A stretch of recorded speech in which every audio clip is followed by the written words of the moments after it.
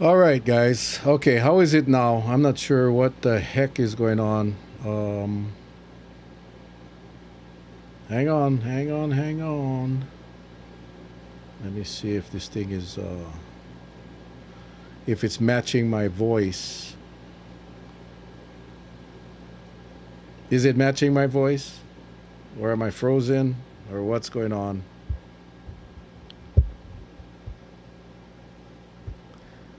I don't know what the heck it is, but let's see. All good now? Is it good? Can you guys see me?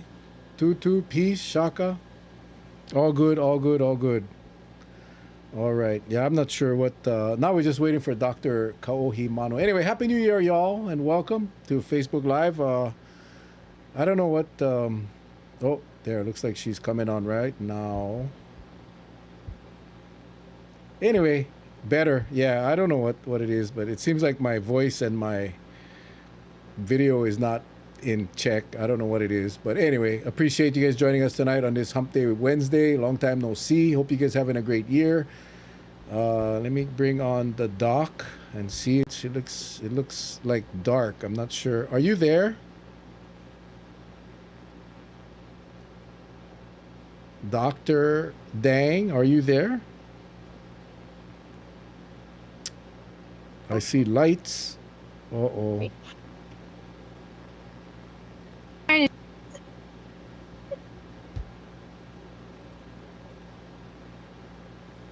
Okay. We cannot see you. Where are you? Like in the dark?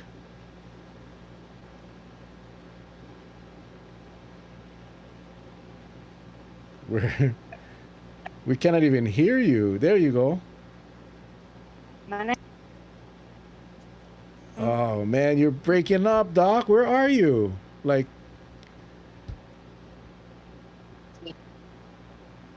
well, I cannot hear you. I don't know if our viewers can hear you. Can you hear the Doc?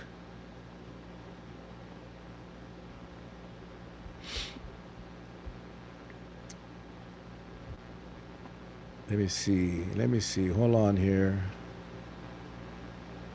Display quality indicators. Let's see where you at.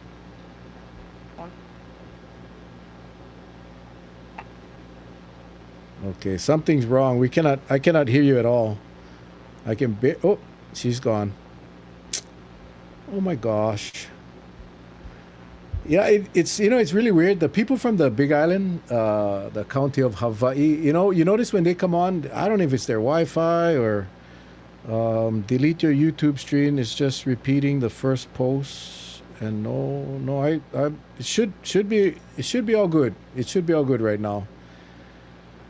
But we lost the doctor. I'm not sure where she went. Um, I don't know where. I'm hoping she'll be able to come back on. But anyway, again, like I was saying, Happy New Year, Happy 2023. I hope it's all coming on, starting off in a good way. It is for us here, working hard, and yeah, no one can hear her. Yeah, her connection was really bad, so I'm not sure. Uh, yeah, I'm showing myself. My signal is very strong, but when they come on their phones, there, here she's back. Hold on here.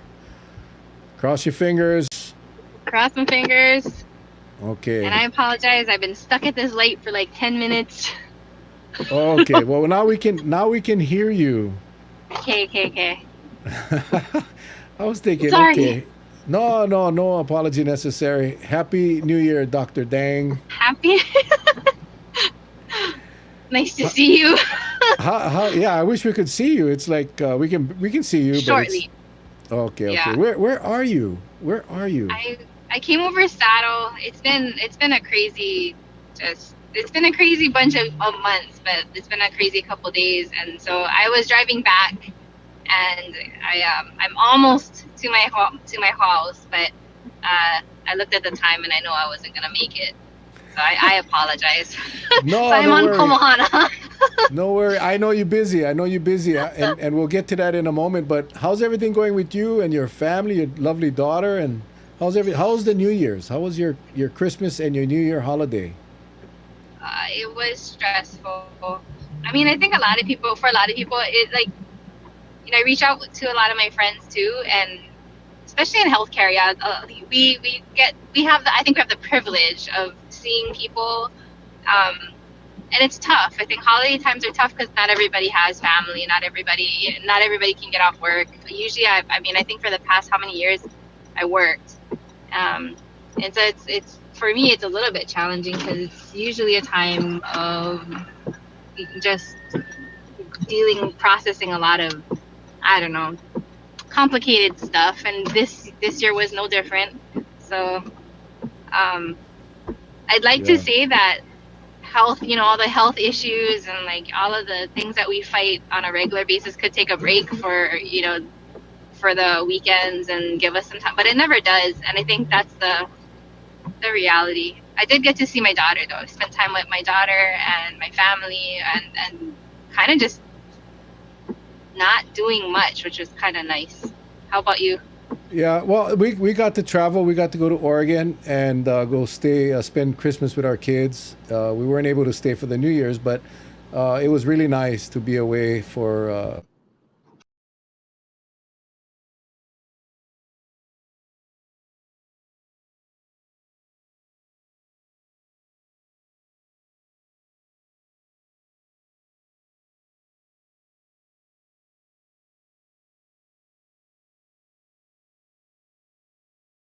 Your viewers cannot see you. What's going on? Something is happening here. I know. Sorry about that. I don't It's just, no. like glitchity glitch. I don't know what's going on. I think I just I lost everybody. Yeah, I don't know what's going on, folks. I apologize. Yeah, I've been using this new platform for a while. It's been actually working really well, except tonight, of course, because just because. But I think anyway, we're lucky. yeah. Yeah, so as I was saying, we supposed to have been a week in Oregon. Our flight got canceled, flying out, so we lost a day. But we got to spend a lot of good quality time in Oregon, in really bad weather. But Mm, yeah, we had the ice storm come across, so all the roads were frozen. And the good thing about yeah. that was the kids, they both of their workplaces shut down, so they were able to spend a lot of time with us at a we rented a VRBO, and we had a two-bedroom house, which was awesome. And I don't think I'll ever stay in a hotel again. It's cheaper than a hotel. It was much more comfortable. But yeah, we had a great Christmas and New Year's spent at my brother's house, very small gathering, and just enjoyed. We never made it to the New Year. We left early because I want to be on the road during that witching hour of the New Year. So yeah, we got home and relaxed and didn't do much. So, but you guys have been busy. I mean, healthcare in general have been busy. I was watching the Star Bulletin or whatever it is, Star Advertiser Spotlight today, and had someone from Hilo Hospital was talking about again talking about the problems of all the hospitals across the state are filled up, and Yeah. talking about possible expansions up there in Hilo. But are you seeing what are you seeing now? And in fact, what for the viewers that don't know who you are, and that may have not seen you here before, Yeah. um, what what are you opened up a clinic? How's the clinic going? And share a little bit about your clinic and where it's located and what are you doing? Yeah, thank you. So I think some people might not know me for whatever reason. That's okay. I'm just a normal family physician. My name is Kaohi Akiona. I was working with Premier, so I think the last a bunch of people know me from my work when I was working with Scott Miskovich. Um, I'm a family medicine physician that just a local girl. I went away and I trained at University of Pittsburgh after being a researcher for years at University of Hawaii. And I came back home and I was one of the first residents for the Hilo residency. And I really stayed here because I thought that was where I wanted to make the most difference. So, it's been a crazy journey for family medicine in general, primary care in particular. We get to see rural health at its worst out here. But I think the hard part is kind of making a path forward. And so that's what I'm doing now. Sorry, I'm going to open my gate real quick. I started a clinic. I am So I'm actually on the Kohala coast. So I've spent 7 8 years in Hilo, and we were covering with Dr. Miskovich. I thought I was going to move back to Oahu, but I didn't. We covered the entire island for a while. We were kind of doing Hilo, Kona. We were doing a lot of things, and I through the course of all the things that I was fortunate enough to do and start and pioneer, we connected with a lot of the employers, and so Mauna Kea was one of the groups that I was helping, get through the pandemic. And they had the foresight, and I think it's kind of brilliant, but they, to want to establish a clinic, and not just any clinic. I feel like they really made a concentrated effort to support a local girl. And they understood me when I was saying, I think the priority needed to be their workers. The workers' families, and they understood, like, if their people were healthy and their surrounding community was healthy, then the experience for the guests, which I know ultimately, we might have mixed feelings about that, but it really impacts everything. So now I'm in the Hapuna. I'm actually on property at the Westin Hapuna, and we're providing. I mean, basically it was fast. I had to set something up in the midst of this healthcare crisis. In case you guys didn't know, there is a healthcare crisis going on. We have a really bad. We're the second or third worst in the nation in terms of the provider shortage. So in the midst of a provider shortage and in the midst of a pandemic and all kinds of crazy stuff, the very old laws and stuff that are just making it really difficult, we opened a clinic. So I have urgent care, and then we're expanding to do some other things, but trying to keep the faith, I guess, is the main thing. That's what we're trying to do. So that's in a nutshell. I am a family physician in a very poorly underserved area.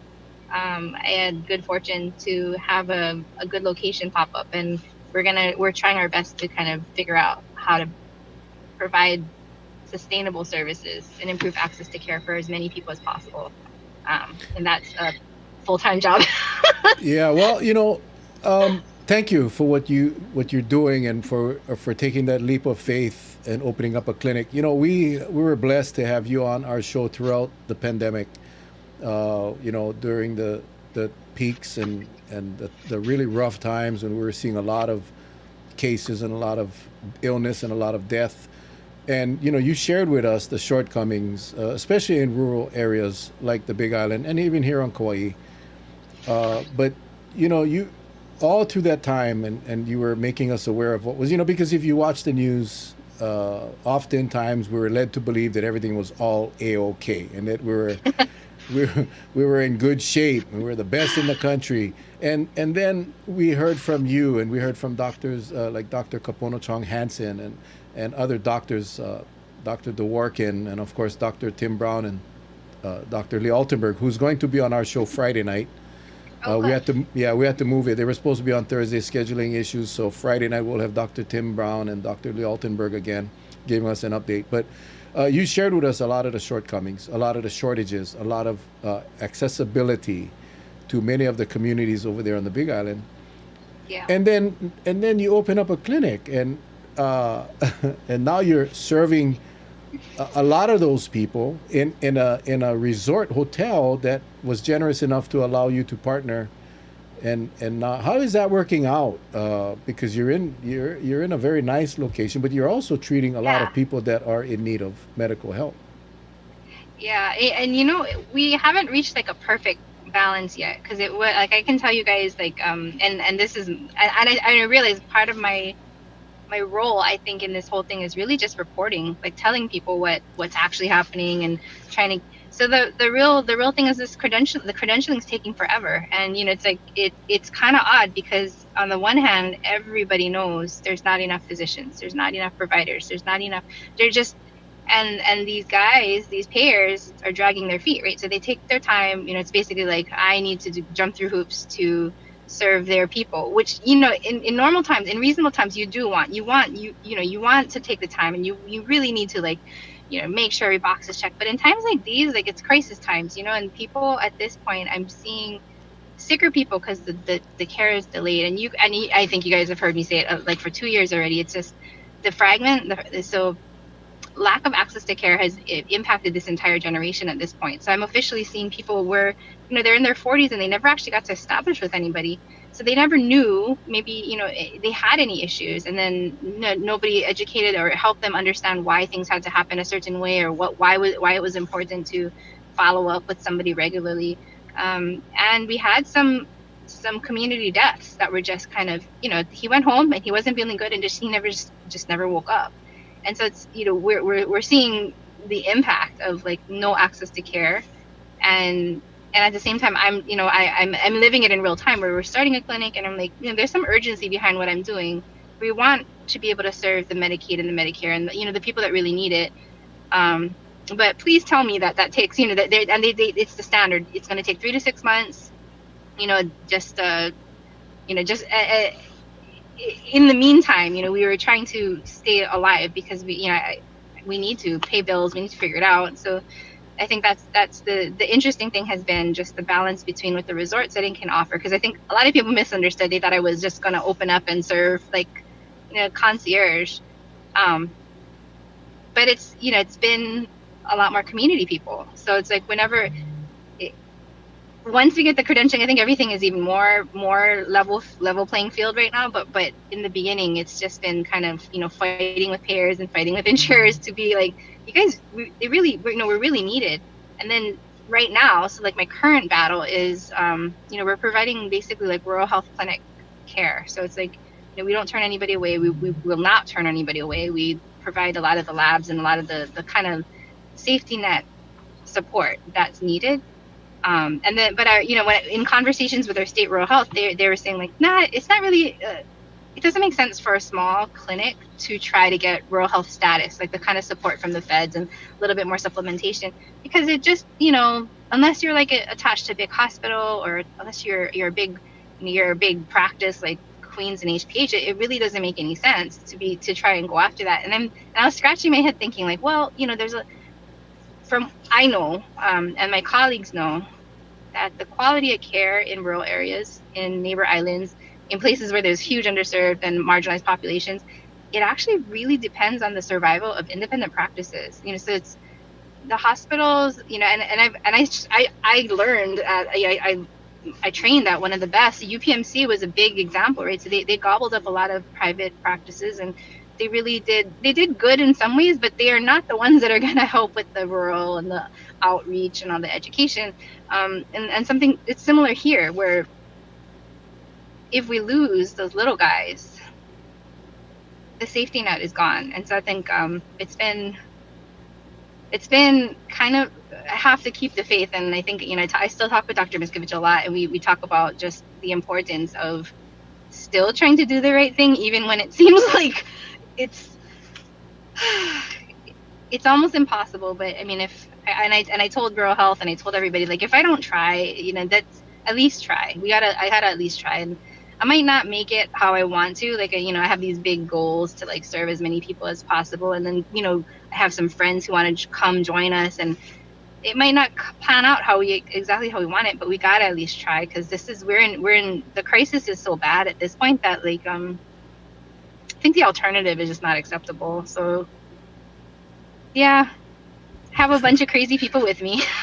So, well, we appreciate the crazy people. The frustration is that everyone knows it's actually talked about now quite a bit. Even there was a time where no one mentioned that. I think there was the effort, or they didn't want to make people afraid that we got a physician shortage, and there's more talk about lack of employees at McDonald's and Burger King. I mean, that makes the news a lot. Like, this restaurant had to close, but we know now, because of people like yourself and others that are trying to really survive in that small market, or I shouldn't say market, that small clinics, the small providers that, like you said, are key for our people in the underserved communities. And what I don't see is, I don't see the state.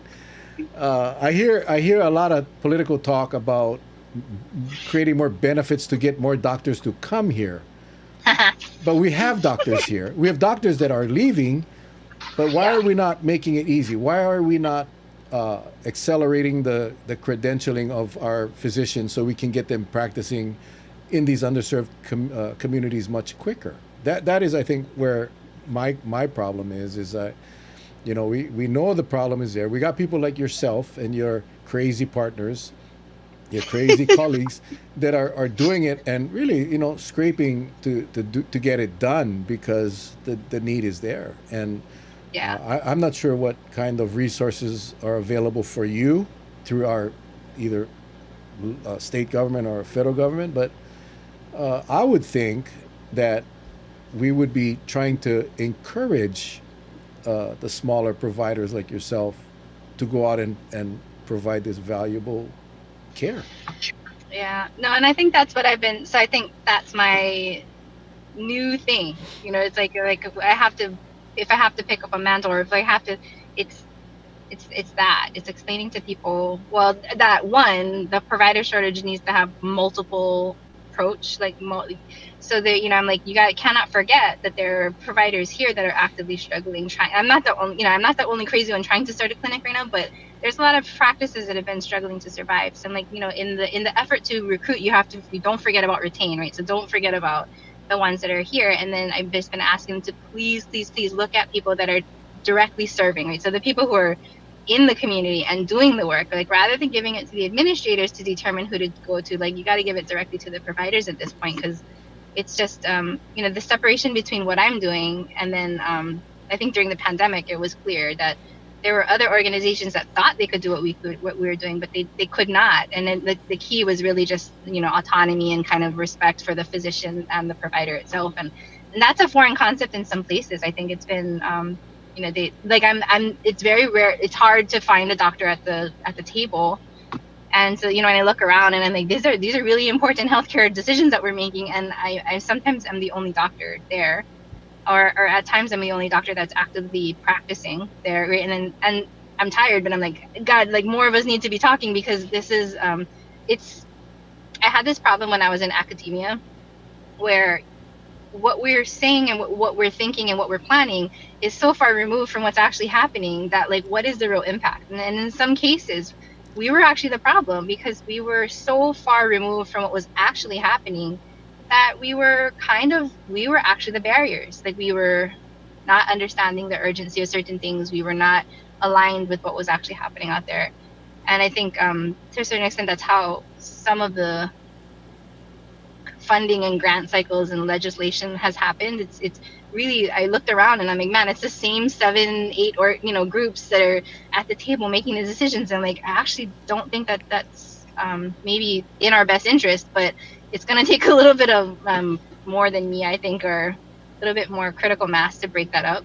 But I mean, at least we're slowly getting in there and trying to tell people a little bit more. Like, when normal people, when everyday people ask me, like, what can I do, then, like, I'm like, call your insurance, like, here, like, they have a conversation about why, here's the real reason, like, you need a PCP to get a referral, and your referrals are taking 6 months. Don't take it out on your PCP, because we're calling everybody, but they're, like, put some pressure somewhere, like, with your ledge and with the insurance companies. I tell them, like, really just look at where you might have a voice, and then just talk about what you're seeing. That you, I think in Kona, one of the stories that I was told was there was a point in time, like, hospice was graduating a lot of people. So a lot of people were, quote, graduating out of hospice, meaning they were no longer requiring hospice and they were going home healthy. And it's a celebration, everyone's happy. And CMS actually came in, looked at that, and said that it was a direct impact. It was a direct result of not having primary care. So all these people, all they really needed was consistent primary care. And when they got that really good, consistent care in the setting of hospice, they got better, because they really weren't on death's bed. Like, they weren't ready to die. They just needed some care. And so, like, I'm telling people, like, that is essentially what the rest of us are living through, right? It's like we're basically all at the mercy of an access to care issue. And I'm grateful, and I just spoke with the Mauna Kea Resort about it. Like, that they were forward thinking, and that we can talk together about the impact that we could potentially have, and then they kind of let it, like, what do you think needs to happen next? What do you think? And they're asking me, right? And it's kind of one, like, I'm honored, but I think it's proof of concept, where we're, with just a little bit of investment, we can do something that potentially can be good. So when legislators or leaders ask, like, what can we do? I can give them an example of, well, at least in my situation, this is what's worked. Well, Mauna Kea Resort asks you because you're a doctor, Yeah. and that's like, why wouldn't you get the doctor's input? And that is the problem, I think, when the bureaucracy, the politicians, and these non-medical experts, those that haven't been in the field and are administrators, that are, their job is the financials, right? It's to keep their businesses afloat and to make money, and that, I think, is a problem. And I think that is where our Mm. legislature, uh, and our new governor, is going to have to step it up and really put some.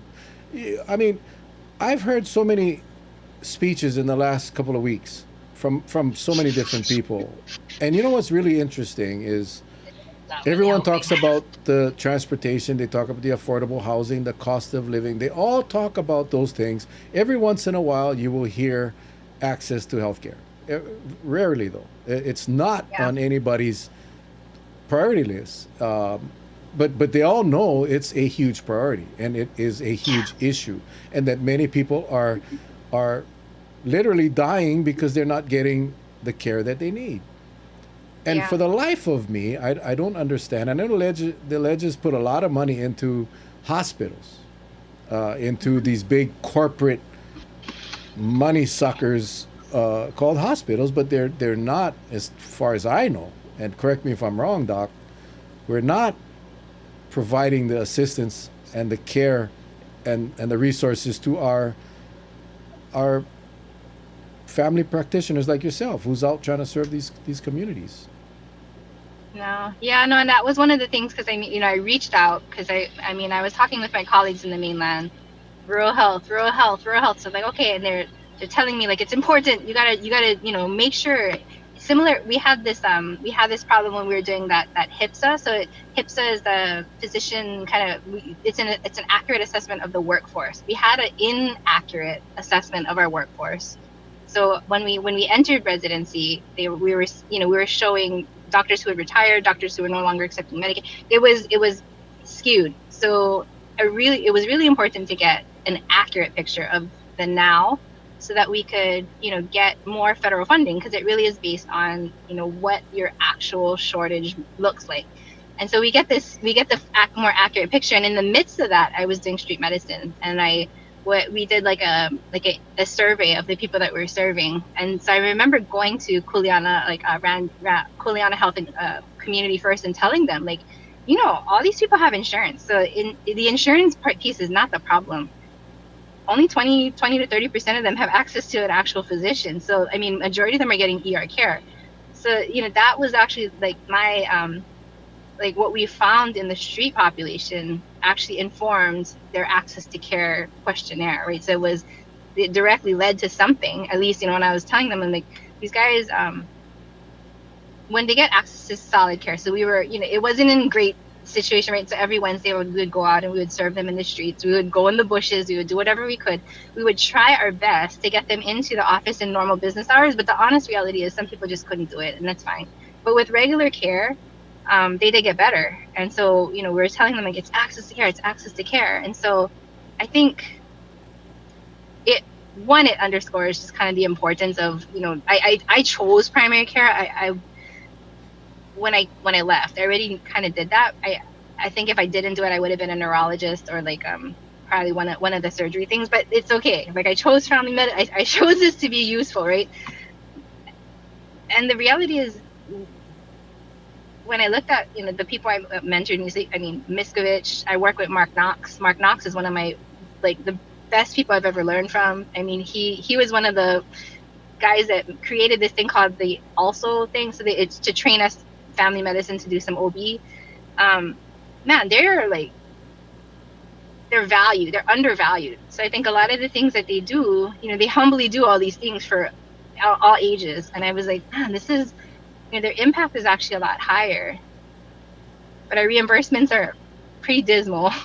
And so, like, just how do we balance that? And I don't have a solution. Like, I don't think that it's going to change overnight, but I do see how important I think investing in primary care is, like, and that's not just because I am one, but because, like, just over time, like, watching, I love my specialists, and my friends are brilliant. I mean, I cannot even imagine all of this crazy stuff. I have a transplant surgeon friend that calls, we talk all the time, and I'm like, I don't envy her lifestyle, but then she tells me the same thing. She's like, I don't envy you. You have to know so much about so many things, and then so we feel kind of powerless, I think, a lot of times, right? Because we want to do what's best for the patient, but the system is not really, it's not easy, I think. We don't have as much power as we'd like to, but I know that's for another day. It's just, yeah, but again, primary care is so critical, right? I mean, it's almost like prevention, almost. Yeah, you want to prevent these medical conditions to get to a point where it becomes a problem. It becomes it's just more expensive. Let's just be real, right? I mean, it just you want to get them on treatment early. You want to get them seen. I mean, my golly, your dental insurance allows you to go see the dentist twice a year. Twice a year, even just to go clean your teeth. There's nothing like that. You can get a physical or whatever, but how do we improve access to care? There was a question here. Let me just read it, because I think it's she prefaces it by saying, no disrespect intended. Yeah. But how can rural care be helped from a luxury hotel location? Yeah. And a few of us were on this journey with you. Yeah. You're sharing a lot of. I mean, how else do you, this hotel was wanted to be a partner, and I think you made it very clear early on that while the misconception may be that you are there to treat high-paying tourists, that's completely not true. That in fact, majority of your patients that you see are community people that have issues with access to care. Yeah. Well, and I think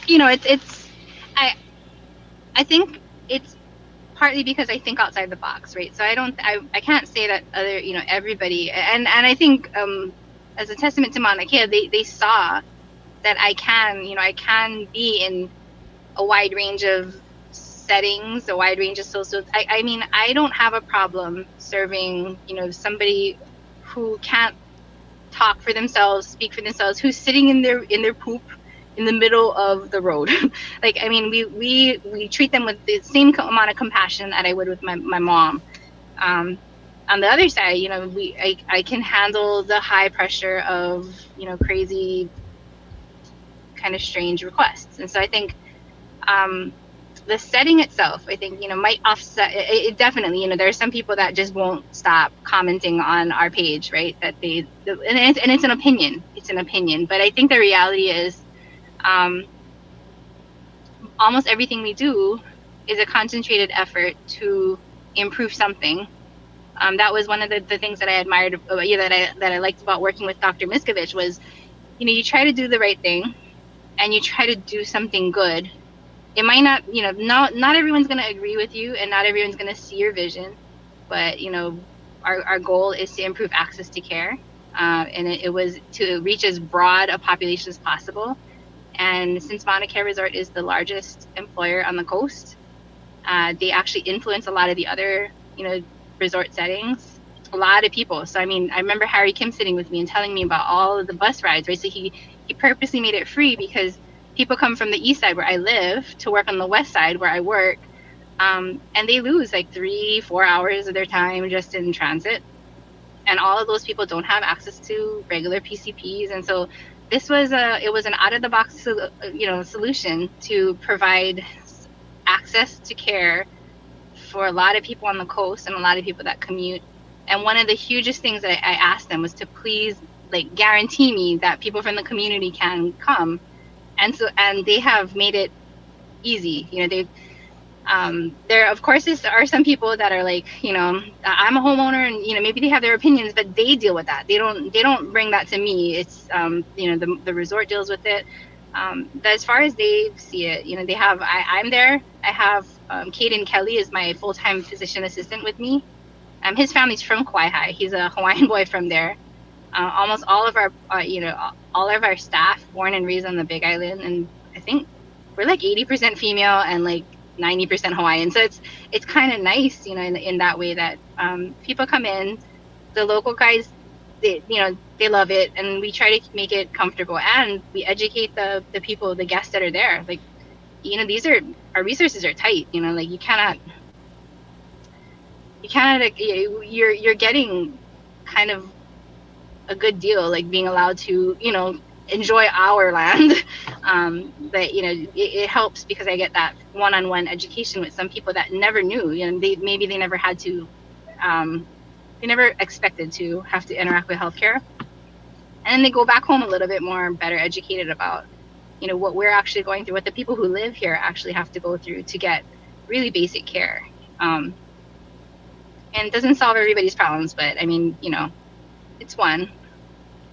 Yeah, and I'm assuming that you treat a lot of, and one of the viewers asked about you treating other resort workers in that area, families. And remember Yeah.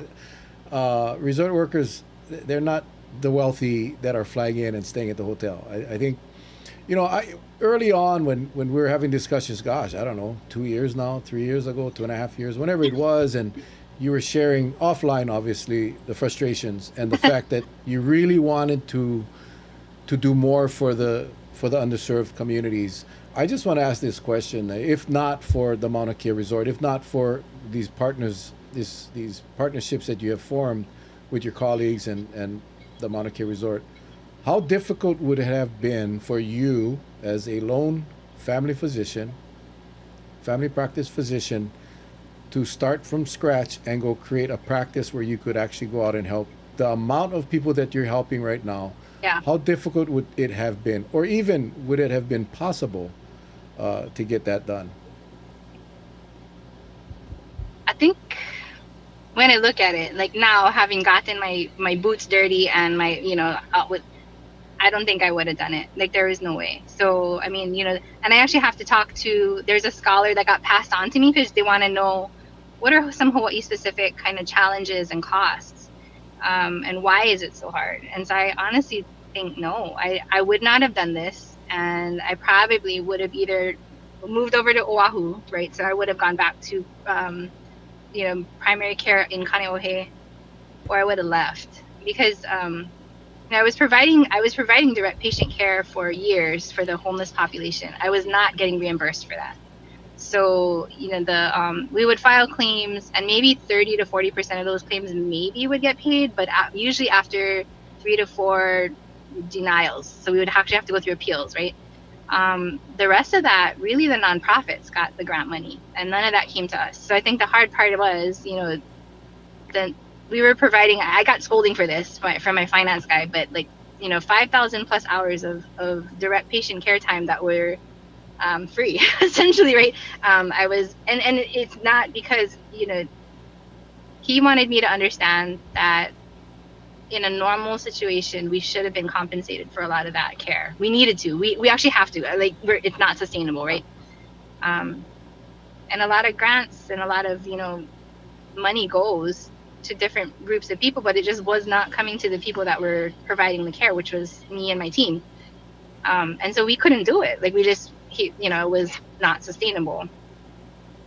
This model that we've been kind of reaching for things, but in some cash pay situations can then, it keeps our clinic afloat so that we can continue to do the outreach to the communities that we need to.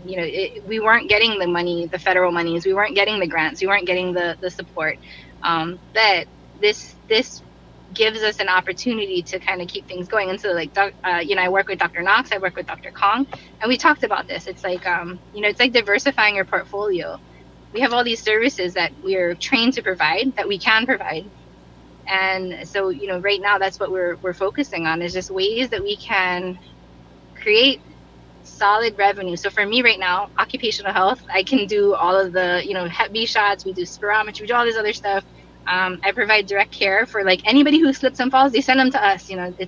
It helps. We're helping people, but then at the same time, then that keeps our clinic alive so that we can continue to do what we intended to do, which is we're still doing in-home vaccinations. We're still providing like support, actually island-wide. So even though my office is in the Hapuna, a bunch of more than half of my staff lives in Hilo, and so we still do the outreach out. We still connect with whatever organizations need it. For now, we've evolved, so it's not just COVID care, but it's flu vaccines and different types of education.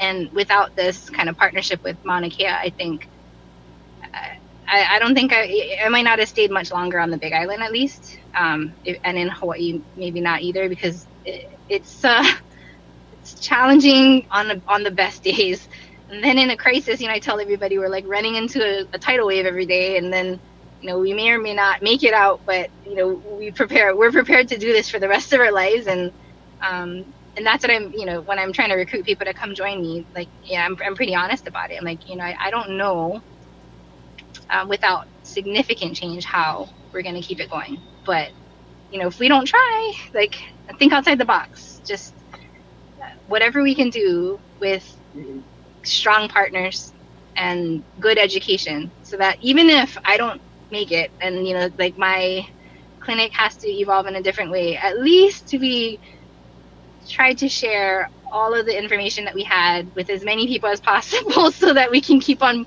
someone can pick it up and keep on fighting somehow. That's yeah, I don't know if I answered that question. Well, you did. I mean, it takes a special person, and the vision that you had years ago, and the sacrifices that were made. And trust me, I mean, I don't want to get into it because I'm going to start crying. But I remember,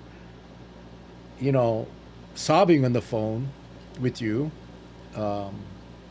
about the challenges, the roadblocks that were being put up in the way, and you never gave up, and you kept on keeping on. And I think about all the people that, I mean, we would have lost, number one, a very good doctor, a good-hearted doctor that has made it your mission to help those that need help. And I can really appreciate, and trust me, I ain't a pro-tourism guy. But if not for that steady revenue source coming from the employees of the hotel and so forth, I mean, that subsidizes your work for the to the underserved. I mean, that's what it does. I cannot imagine how any physician can go out today and go rent a space and renovate it to be a doctor's office, and then deal with the reimbursements and deal with the certifications and all of those things. I had an attorney friend here on Kauai, and she was a very good attorney. She had a very big heart. And unfortunately, she passed away very young. She got sick, but she had her retained clients that helped fund her practice. Yeah. She helped so many people that needed help because they were treated unfairly, or they were falsely accused, or whatever the case was. That she, and I know this for a fact because I worked with her on many of her cases, she never charged them. She knew she was not going to get paid. Yeah. But but she provided that person with the legal representation. And it's unfortunate that she got taken away from us way too early. And yes, legal help and medical help's two different things. But my point is that if not for people like you and my good friend, my attorney friend, a lot of people are not going to get the help that they need. And I hope people can appreciate what you're doing, and what many others like yourself. Many have given up, Doc. They have left. Yeah. They have just said, you know what, I'm just going to go work somewhere else, San Francisco, or or LA or wherever, Texas. I miss And them.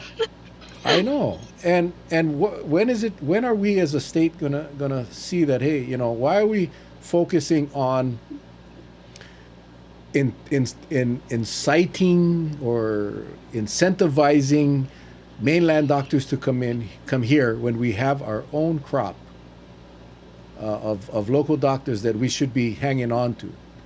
I guess that's what my struggle is. I have a hard time with that. Yeah. Well, and I think that I thought about that for a while because it's we recently, so I lost several mentors all at once, and so I think Dr. Bill Thomas was a doctor on Molokai. He was a good friend of my dad's too, and so he had passed away. And then like Dane Silva was a healer over here, and he was actually he had agreed to be on my nonprofit, and he wasn't a doctor, but he was a Lomi Lomi guy, and he passed away. Clayton Chong was a Native Hawaiian cancer doc.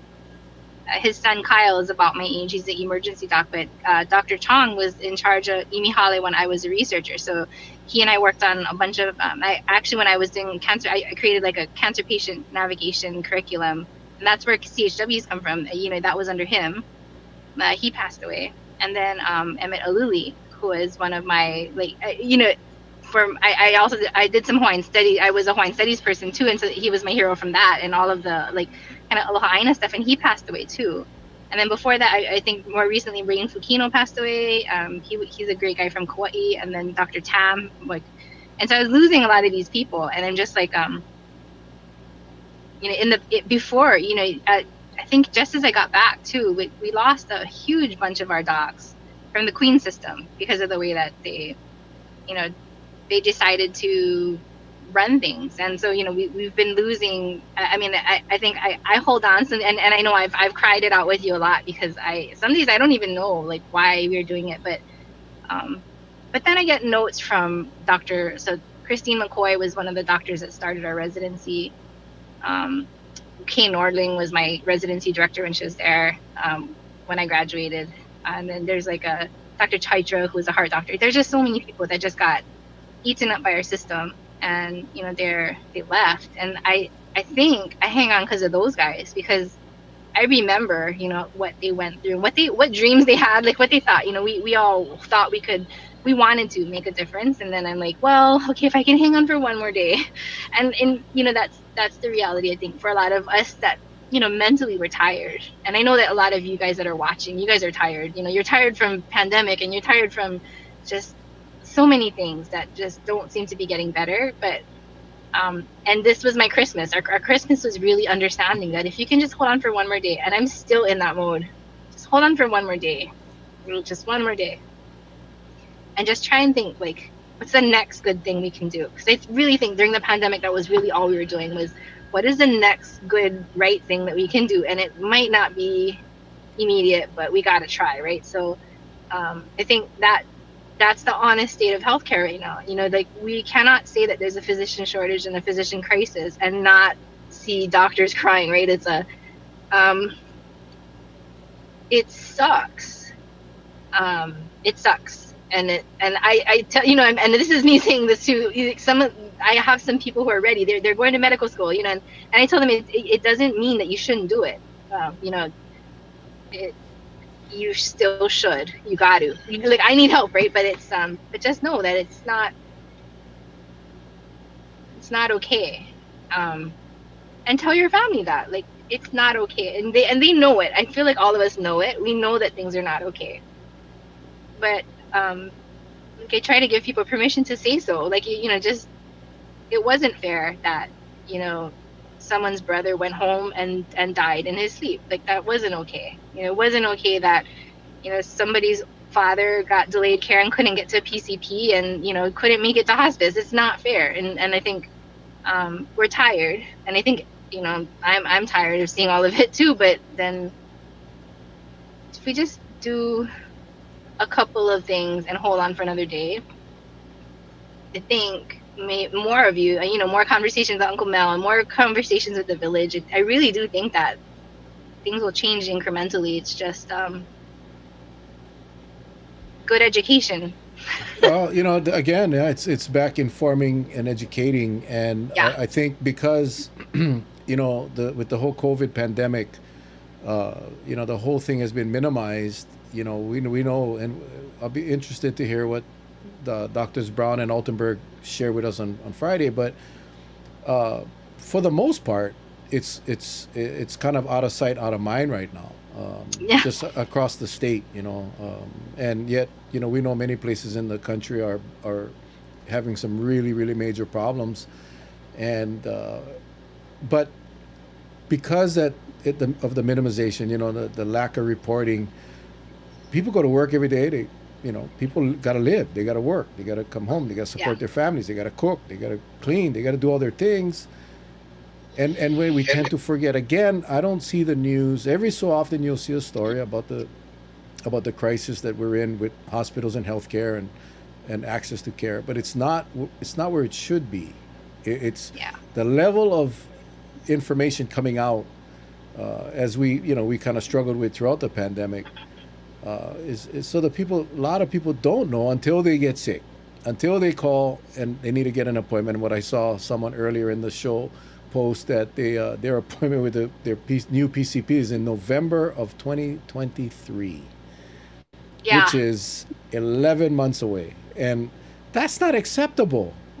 How can that be acceptable? How can And then the other part of this is, as Melissa pointed out, a lot of people are going to urgent care and ERs to Yeah. deal with issues that should be dealt with at with their PCP, but they can't get in. They You can't. cannot Yeah. get in. You Yeah. know, I had my kidney stone surgery. When was that? Gosh, you guys all remember? Those months and months and months ago. My Months follow up ago. appointment is in January. Is next 2 weeks from now. That's how long I had to wait for my follow up. What? Oh, thank God. I mean, I'm hoping feels all right. I'm not having issues, but I mean that's too long for a post That's operative follow up. crazy. But that's Wow. because again, because of the shortage of doctors and specialists. So Yeah. yeah, it's I am, I go to Kuhio Medical over here. It's a small clinic, so, probably like yours. So, we don't have that long a wait. There's three doctors that are in that clinic. So if my PCP is busy or smashed, they just roll me over to another one, and it's not a real big problem going to one of the smaller clinics. But try to get one of those doctors now as a PCP is very difficult because Yeah. they have so many patients. So Yeah. it's tough all the way around. It's tough. I It's don't I, I tough. don't know how you do it, girl. I will say that I'm not doing it all that I want to. I'll be honest. I mean, I wish I could. We're trying, and so it's just like we do the best we can in the moment. And I mean, that was why we did urgent care, because it was, people needed it, and we don't have to turn anybody away. It doesn't matter who. But then I have a ton of conversations. It's like, you do realize that this is more of a primary care thing, right? And they're like, we do, but I don't have one, or I can't get into one. And I was like, okay, but and I'm comfortable doing it, but just understand that I'm an urgent care doc right now, and I don't have the luxury of the knowing you like we would want to, and doing exactly what I would love to do. It's just, yeah. And so a lot of people just, they come to see us, and then they keep on bugging us, when can you be my primary care physician? It's like, well, I just need to stay alive, I need to survive. Yeah. And then we'll Well, figure it out. I believe in the higher power. I believe in God. I believe that you will be rewarded, and I believe that this thing is all going to work out at some point. The struggle is real. I mean, obviously, and I can only imagine the stress levels that you and your team go through every single day. But the thought, or the motivation to get through this next day. Let's just Yeah. let's live to fight another day. You should make T-shirts. Let's live to fight another day. You know what? You Yeah. should. I just had a thought. You should design some shirts and stuff. I can help you and then Okay. sell them on your website. Uh, yeah, no, I think we really should do that. I gotta call my friend That's Kirk right. and see if he can help us with some shirts. But yeah, Yeah. that should be your yeah. We live to fight It's our another day. fundraiser. Hmm. I told everybody I said I would sell Lala if I had to. I don't care. It's your bad. what's your website? Your website's Oh, so it's really long. Sorry, it's kohalacoasturgentcare.com. yeah. Yeah, I don't and know there's who a does bunch of stuff. KohalaCoastUrgentCare.com. Yeah, kohalacoasturgentcare.com, and that was me. And I so if you guys see typos, just let me know because I gotta fix them. Because I and our on all of our downtime, I was doing everything else too. So, but Uncle, there's links to the Mel and Charlie, stuff that we did before too, and Oh, cool. some of I haven't been on. some throwback stuff. I haven't been on for a while. I know you're interested in starting a podcast as well. Uh, Yeah, so I think I have my team ready. So Uncle Mel's gonna help me. yeah, we got. I tell you the information. Like we always said, inform and educate, and Yeah. that is so vital. I think the message got to get out, and in whatever way you possibly can. The podcast would be great. A show like this would be great. Just for you to update people and give people the information that they need. You could do a weekly broadcast on tips on anything. I mean, my gosh, I wish. No, I don't wish I was a doctor. I take that back. But that ability to educate so many people on these platforms is there, and I would be more than happy to help you get started and get it going. And I think a lot of people are hungry for that type of information that they can use to. All right. I mean, on my podcast, I was talking to one of I'm not sure which one it was, but they were talking about the importance of telemedicine now. That since COVID, that became more used. It was a more common thing, and Yeah. she said even where she was in New Jersey, and she was talking about how actually I'm sorry, she's in California. That episode isn't going to come out for a couple of weeks, but she said the access to care is a problem across the country, and that no one should have to wait 6 months. We're talking about mental health, but Yeah. the same applies to physical health. Hmm. That we really should be able to get on a computer or on a phone and talk to someone and not have to wait 6 months. And Yeah. that I think is where we got to get some of these people that are struggling with access, so they can at least talk to a physician or a physician's assistant or someone that can help them. Uh, Yeah. but there's only so many hours in a day, doc. I mean, there's no way you could do telemedicine. I mean, you got to sleep too, and you got No. to eat. Well, so and that was the thing. I was I still am the telehealth consultant for a couple, for the library project and for street medicine too, because essentially I don't have to be at all the places, right? The model that we were trying to roll out that I think was underappreciated was, the shelter. We train people at the shelters. We could have medical people, like nursing staff at the shelters. Doing the triage and doing the intake, and then they just dial me up. And so, I could be at another place, or I could be at clinic, or I could be, at another shelter, and we could link up. And so in that way, we kind of expand the reach of one provider, and we can amplify kind of our impact. And so I think there was a lot of ways. And so I think it was nice because I got to kind of mediate a session with Dr. Koenig, who is the telestroke guy, and we were really, really kind of trying to make sure that we minded was that telehealth was never meant to replace real care. It's not a good stand-in for hands-on, but it is meant to be, a supplemental thing. There's a lot of ways that we could use it better. And so, for me, the reason why I'm a staunch advocate for staying involved in telehealth was because, I didn't want people to. I don't want people to not get access to telehealth because, we don't have the broadband capabilities, or people are not minding these other communities.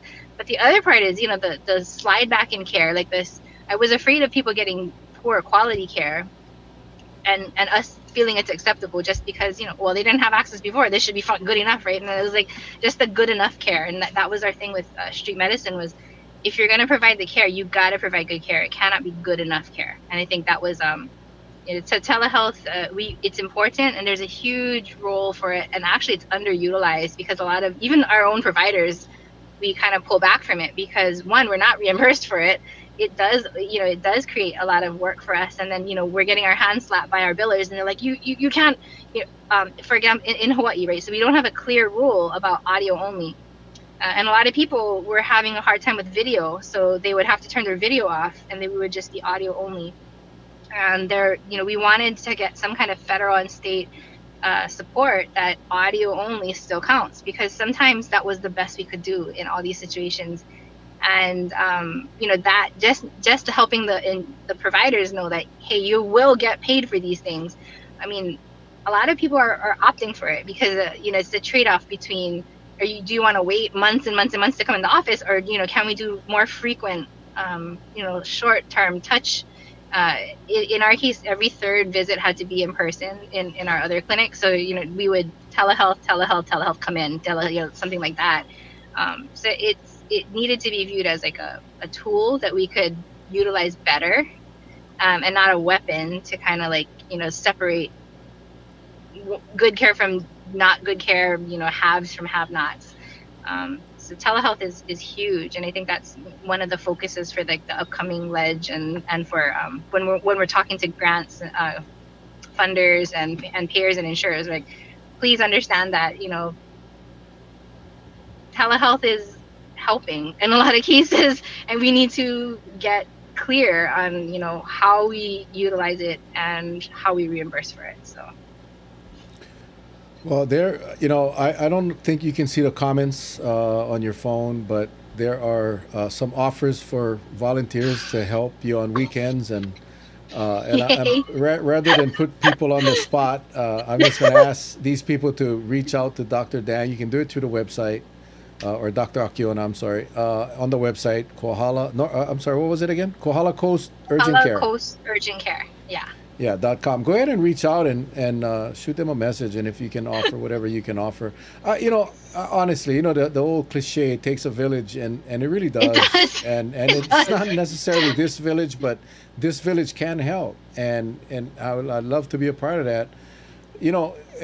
I think we all are inspired and moved, and wish we could do more. I mean, sometimes I wish I was Zuckerberg, man. Or Yeah. just be able to, anonymously just write a check, and just provide these these facilities that provide care with, so we can release that burden, the stress of the financial part of the operation, and let doctors be doctors and be able to treat people and not have to stress out about how we're going to pay the water bill or the electric bill, or Yeah. and what the heck? Yeah. Why am I have to fight with the insurance for a service that we provided that's going to ultimately pay for what we do? And unbelievable. It's been interesting. Disappointing sometimes, but that's what I mean. It's you gotta love what you do. You gotta have that vision, and and it's clear that you do, and your team does. So I'm lucky for that. I have a good team, and I think they remind me that I'm not alone, that they believe in what I'm saying, and that I'm not crazy, because sometimes I'm like, what the heck? Like, am I seeing what I'm seeing? Like, yeah. So I'm fortunate. I know we're running out of time. I did wanna just ask you real briefly about COVID on the Big Island now. What are you seeing out there?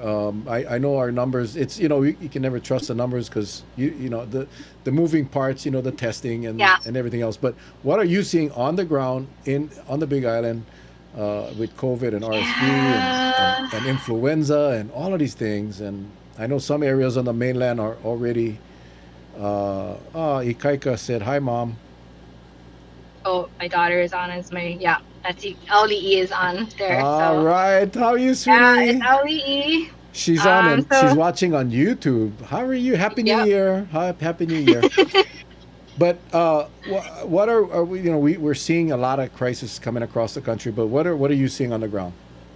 Yeah, no, the numbers are high, and I think that's been pretty. It's been pretty consistent for over a month. I mean, it's been a while, but so we've been dealing with flu A, We've been getting a lot of RSV. It really peaked. There were a couple of really like huge blips around Thanksgiving. So I mean, anytime people were traveling a lot more from the mainland or inter-island as well. And then so flu A, RSV, strep. There's a lot of strep going around, and then COVID. And COVID's been kind of picking up. I guess one good thing is I'm seeing a lot more people testing at home. So they're traveling with their tests and they're testing. And majority of it is related to like large gatherings. So they're saying, I am going to a large gathering, I'm going to test before I go. Or in some cases, I was at a large gathering, I'm feeling sick, I want to test, right? So, not all of these are reported. And, I'm not going to judge everybody on like the poorest behaved person. So there are people that choose, that are likely not coming to tell us. But, a bunch of them really are. And I think they're understanding that, that they're, sorry, I'm coming. Thank you. That they are, still needing to do the things that we needed to do, isolate, get treatment and stuff like that. And people are trying to, I think that now the pressure is off. There's a lot more, family policing each other. So, I mean, the numbers are actually elevated, and we expect it to just get a little bit worse.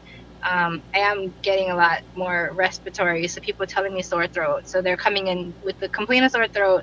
We rule out strep, and then it'll be COVID. And getting a lot of people with like groin swelling, and then it turns out to be COVID. So it's not looking one way or another. They don't look more sick than they did before, but certainly the high risk people. So a lot of the high risk people are coming in post. They've had their bivalent.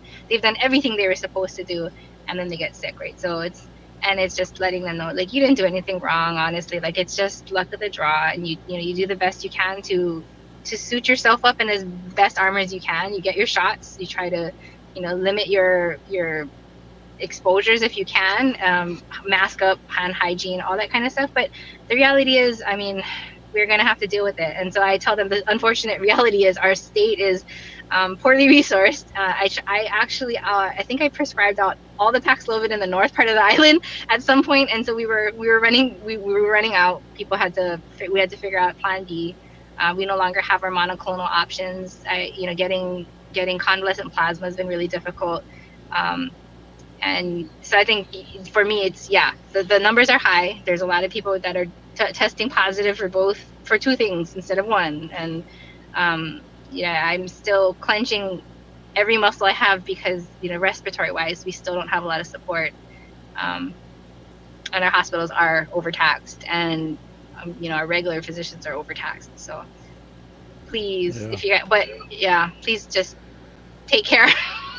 I mean, the message has never changed, right? I always said, I remember from the beginning, you don't need a mandate to be smart. You don't need a mandate to be wise, and, mask up. Mask up. We traveled to the mainland. The N95s in the plane. Most people don't wear them anymore, but we did, and we wear those masks whenever we go out with people that are outside of our family circle. So, be akamai, be smart, and do the best you can. Do the best you can. Doc, I know you got to run. I appreciate your time. Again, Kohala Coast urgentcare.com. Please go check it out. And if you can help, if you have that fat checkbook that's sitting on your kitchen table right now, it really would not be a problem. Now, there are some comments. Please check your comments because there's a lot of Dana Moore is talking about Hawaii AC initiative, masks on, shakas up, Aloha in Action challenge. You just got to submit photos through January, inviting friends to join the Facebook group. There'll be prizes. So go check out the comments, check out the links. We can still do this. We can still, protect our loved ones and our friends, and please do what you can. Doc, any closing comments before you run? Well, first of all, I am so sorry that I'm sitting in my car. I really was hoping to get to a better lit place, so I apologize, you guys, because I know it's been dealing with me on my phone. I think if there's anything I can tell you guys, it's thank you for hanging in there. Sometimes I think I'm saying that to myself, but really, I think you guys have been, many of you have been around for the last couple of years, and I think I'd like to just say that, even though it's hard, there's still a bunch of us. And I know, Dana's there, Mara, everybody's there. And I know you guys, I'm not alone, that there's a lot of people that want to make a difference. And I think of you guys when I'm, kind of sitting there like, what the heck? How do we fix this? And I realize that it's not about kind of fixing something immediately, but just kind of doing the next right thing. And so, if there's anything I can tell you guys from the ground out in, Kohala Coast, where I am blessed. I mean, I can never be upset that, I have this beautiful space and we look out at this beautiful beach and we get to bring a lot of local people back to a beautiful spot. So it's hard to be very upset there, but I know, there's suffering everywhere. Like we're in a bad spot. And I think the more of you that, just talk to others and, the more, like Uncle Mel was saying, the better education we get, the more we uplift each other and the more we educate each other on what's really out there. It just gets better because we all just make more informed decisions. And for me, that's the attitude that I take with the tourists, right? And so it's not, I cannot, as somebody whose family members, work in the industry, we're all, a lot of us are like dependent on multiple different industries, right? So we're all kind of, it can never be the way that I am, I can't be us versus them. At this point, it's just like, how do we make everything a little bit safer for our families and our kids? And part of that means, providing service to as many people as possible. And I'm committed to that. So if if you guys are ever in the area, or you guys are just bored, or you guys need somebody to, talk to, you have my website. You guys, that email is answered by one of our staff members, if not me myself. So you can feel free to just, I think I will be, I'm hoping to talk with Uncle Mel kind of more regularly. And I do, plan on over the next few weeks giving you guys a timeline for some sort of podcast or blog or something. So we can, I look forward to input from you guys, because if there's something that I can do to help, at least, I'm willing to figure out something with all of you. And I really just thank you guys for letting me along for the ride. Well, we thank you. We thank you for your time. As always, we appreciate you. You're an angel. There's a special place in heaven for you. But you got a lot of work to do here. And just know that, we got your back. And, if you need anything, don't hesitate. Looking forward to helping you with your podcast and get that word out. For those of you, I just posted the link to I just dropped my first episode today on it's on Apple, it's on Spotify, it's everywhere. But I put a link to my podcast website. Go check it out. Go listen to it. It's an amazing discussion with a woman about mental health. And it's a great, great show.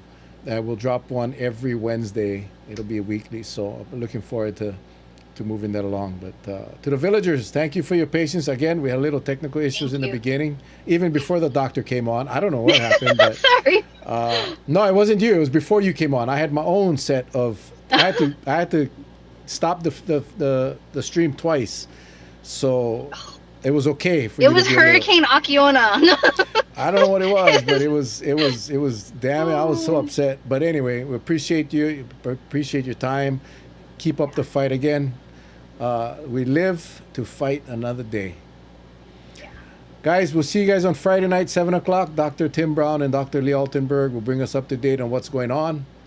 You guys all take care. God bless. Stay safe. And as always, we love you guys. Aloha.